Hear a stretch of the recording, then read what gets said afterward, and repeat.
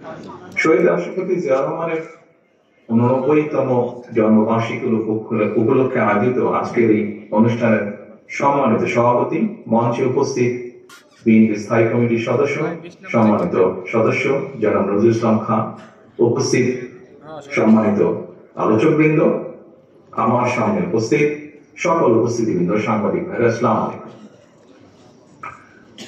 আজকে আমার আসলে এখানে কথা বলার কথা ছিল না, পরে আয়োজকবৃন্দ আমাকে বললেন যে অল্প কথা বলতে হবে। আমি আজকে এখানে জিয়া রহমান ফাউন্ডেশনের চেয়ারম্যান হিসেবে অথবা বিএনপির একজন কর্মী হিসেবে ঠিক বলতে চাই না, আমি শহীদ রাষ্ট্রপতি জিয়া রহমানের সন্তান হিসেবে আজকে হয়তো দুটো কথা আপনাদের সামনে তুলে ধরবো। আমি প্রথমেই ধন্যবাদ জানাচ্ছি আজকের আলোচকবৃন্দ যারা মঞ্চে থেকে এতক্ষণ বিভিন্ন ভাবে আমার বাবা শহীদ রাষ্ট্রপতি জিয়া রহমানকে তুলে ধরেছেন আজকের উপস্থিতিবৃন্দের সামনে, একই সাথে দেশবাসীর সামনে। আমরা যদি খেয়াল করে দেখি, আমরা আলোচকবৃন্দ যে সকল বিষয়ে আলোচনা করেছেন শহীদ রাষ্ট্রপতি জিয়া রহমানের ব্যাপারে, আমরা মোটামুটি ভাবে হয়তোবা তিন ভাবে আমরা দেশের প্রয়োজনে, মানুষের প্রয়োজনে, সময়ের দাবিতে বিভিন্ন ভাবে যদি আমরা পর্যালোচনা করি, শহীদ রাষ্ট্রপতি জিয়া রহমানকে আমরা হয়তো তিন ভাবে দেখতে পাই, যেটি ছিল সময়ের দাবি বা পরিস্থিতির কারণে। প্রথম যদি আমরা দেখি, একজন সৈনিক হিসাবে একজন সৈনিকের কমিটমেন্ট হচ্ছে তার দেশের প্রতি, দেশের মানুষের প্রতি, দেশের মাটির প্রতি, দেশকে রক্ষা করা, দেশের মানুষের কে রক্ষা করা, সার্বভৌমত্বকে রক্ষা করা।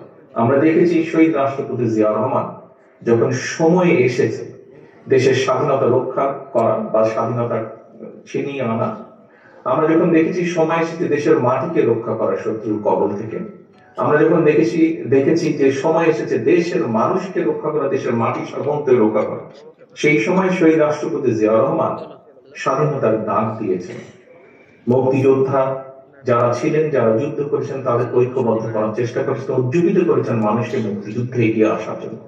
এবং একজন সৈনিক হিসেবে যা দায়িত্ব, সেই দায়িত্ব উনি সর্বোচ্চ দিয়ে উনি পালন করেছেন। এবং আলহামদুলিল্লাহ, আল্লাহর মতে বাংলাদেশের মুক্তিযোদ্ধাদেরকে সাথে নিয়ে যুদ্ধ করে দেশ স্বাধীন করেছিলেন ওনারা সকলে মিলে। কাজে খুব সংক্ষেপে যদি দেখি, একজন সৈনিকের যে দায়িত্ব, সেই দায়িত্ব উনি পালন করেছেন। আমি বিশ্বাস করি, যেহেতু উনি একজন সশস্ত্র বাহিনীর সদস্য ছিলেন, বর্তমান এবং আগামী দিনে সশস্ত্র বাহিনীর যে সকল সদস্য আসবেন, দেশের স্বাধীনতা, সার্বভৌমত্ব, দেশের মাটিকে রক্ষার শপথ নিয়ে তারা শহীদ রাষ্ট্রপতি জিয়া রহমানের যে বীরত্ব, সৈনিক হিসাবে ওনার যে কাজগুলো, কমিটমেন্ট, সেটি তাদের সকলকে উজ্জীবিত করবে, সাহসী করবে। এরপরে যদি আমরা দেখি, সময়ের প্রয়োজনে, দেশের প্রয়োজনে, পরিস্থিতির কারণে শহীদ রাষ্ট্রপতি জিয়া রহমানকে একজন রাজনীতিবিদ হিসাবে আমরা দেখেছি। একজন রাজনীতিবিদের যেই কাজ, উনি একজন সৈনিকও, তারপরে যখন উনি রাজনীতিবিদ হিসাবে আবর্তিত হলেন বা রাজনীতিবিদ হিসাবে উনি যখন কাজ শুরু করলেন, সেই সময় আমরা দেখেছি যে উনি ঢাকা শহরের ভিতরে বসে থাকেন। একজন রাজনীতিবিদের কাজ হচ্ছে যেহেতু মানুষের জন্য রাজনীতি করা, মানুষের কাছে উনি ছুটে গিয়েছেন, মানুষের সাথে কথা বলেছেন, মানুষ সম্পর্কে জানতে চেয়েছেন, মানুষের সমস্যা বুঝতে চেয়েছেন, সেইভাবে উনি সমস্যার সমাধানের চেষ্টা করেছেন। উনি যে আদর্শ দিয়েছেন, যে মুস্তফা দিয়েছেন, সেগুলোর মাধ্যমে উনি মানুষকে ঐক্যবদ্ধ করার চেষ্টা করেছেন, জাতিকে বিভক্ত না করে। পূর্বে আমরা দেখেছি উনি দায়িত্ব গ্রহণের আগে আমরা দেখেছি বিভিন্ন রকম থিওরি দিয়ে জাতিকে বিভক্তির চেষ্টা হয়তো করা হয়েছিল, কিন্তু উনি চেষ্টা করেছেন সকল জাতিকে বাংলাদেশি বলতে যাদেরকে বোঝায়, বাংলাদেশ, এখানে আলোচকবৃন্দ আলোচনা করেছেন। স্বাভাবিকভাবে একটি দেশের মধ্যে বিভিন্ন ধরনের মানুষ থাকতেই পারেন, থাকাটাই স্বাভাবিক।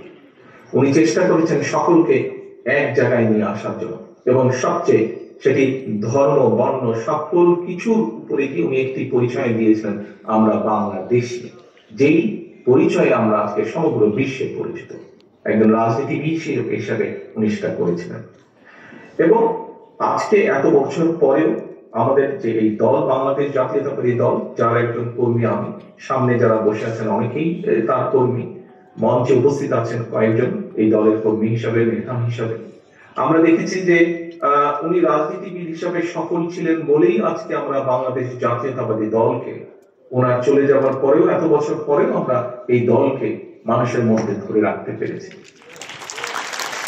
যদি এরপরে যদি আমরা দেখি একজন স্টেটসম্যান হিসাবে, একজন স্টেটসম্যানের কাজ কি? একজন স্টেটসম্যানের কাজ হচ্ছে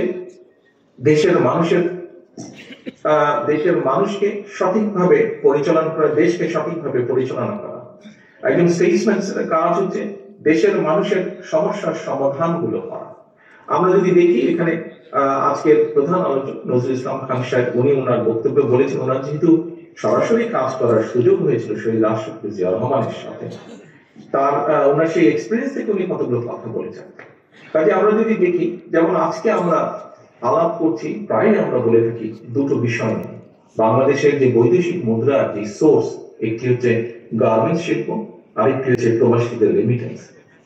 এই দুটোও কিন্তু, এই দুটোতে জিয়া রহমান সাহেবের অবদান আছে। এই দুটোকে বাস্তবায়নের জন্য উনি উদ্যোগ নিয়েছিলেন এবং আলহামদুলিল্লাহ সফল হয়েছিলেন। এরপরে অনেকগুলো বছর গিয়েছে, কিন্তু আমরা এখন পর্যন্ত সেভাবে বড় কোনো সেক্টর বের করতে সক্ষম হয়নি যা আমাদেরকে বৈদেশিক মুদ্রায় সাহায্য করবে। কাজে স্টেটসম্যান হিসেবে উনি দেশের বেকারদের কর্মসংস্থানের ব্যবস্থা করেছিলেন। উনি স্টেটসম্যান হিসেবে সমস্যার সমাধান করেছিলেন দেশের বৈদেশিক মুদ্রা। উনি স্টেটসম্যান হিসেবে সমস্যার সমাধান করেছিলেন বহু মানুষের কর্মসংস্থানের ব্যবস্থা করেছিলেন দেশে এবং বিদেশে।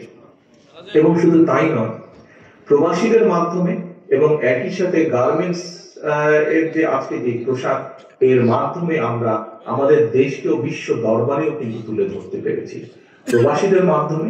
এবং এই গার্মেন্টস শিল্পের মাধ্যমে বহু পৃথিবীর বিলিয়ন্স অফ মানুষ কিন্তু একটি বড় অংশ বাংলাদেশের সাথে পরিচিত। প্রিয় সহকর্মী, একজন স্টেটসম্যান হিসাবে যদি আমরা অন্যদিকেও দেখি, তাহলে আমরা এখানে উজ্জ্বল সাহেব বলেছেন কিভাবে উনি দেশের শিল্প সংস্কৃতিতে অবদান রেখেছেন। আমরা যদি স্পোর্টসের ক্ষেত্রেও দেখি, সেখানেও তার অবদান আছে। কাজেই আমরা স্টেটসম্যান হিসেবে যদি ওনাকে বিবেচনা করি, সার্কের কথা এসেছে,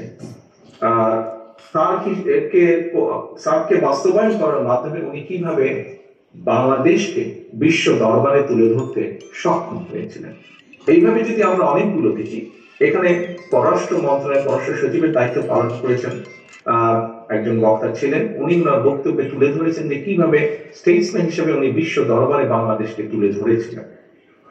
কাজী প্রিয় সম্মানিত উপস্থিতিবৃন্দ, আমরা একজন রাজনীতিবিদ, একজন সৈনিক, একজন স্টেটসম্যান যেভাবেই দেখি না কেন শহীদ রাষ্ট্রপতি জিয়া রহমানকে, বলা যায় প্রায় সকল ক্ষেত্রে উনি সফল হয়েছিলেন।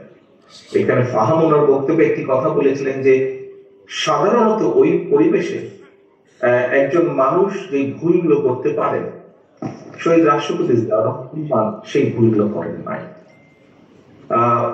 আমরা ওনার সৈনিক হিসাবে, ওনার সৈনিক জীবন থেকে, ওনার রাজনীতিবিদ জীবন থেকে, ওনার স্টেটসম্যানের জীবন থেকে আগামী দিনের ভবিষ্যৎ নেতৃবৃন্দ যারা আসবে বাংলাদেশে, ভবিষ্যৎ সৈনিক যারা আসবেন বাংলাদেশে, ভবিষ্যৎ রাজনীতিবিদ যারা দেশকে পরিচালনা করবেন, আমি দৃঢ়ভাবে বিশ্বাস করি প্রত্যেকের জন্য অনেকগুলো অনুকরণীয় হোক অথবা অনেকগুলো এক্সাম্পল হোক, অনেকগুলো বিষয় উদাহরণস্বরূপ হোক, ওনার কাছ থেকে আমরা নিতে পারবো, যা এই দেশকে, এই দেশের মানুষকে একটি উজ্জ্বল ভবিষ্যতের দিকে নিয়ে যেতে সক্ষম হবে বলে ওনার সন্তান হিসেবে আমি দৃঢ়ভাবে বিশ্বাস করি।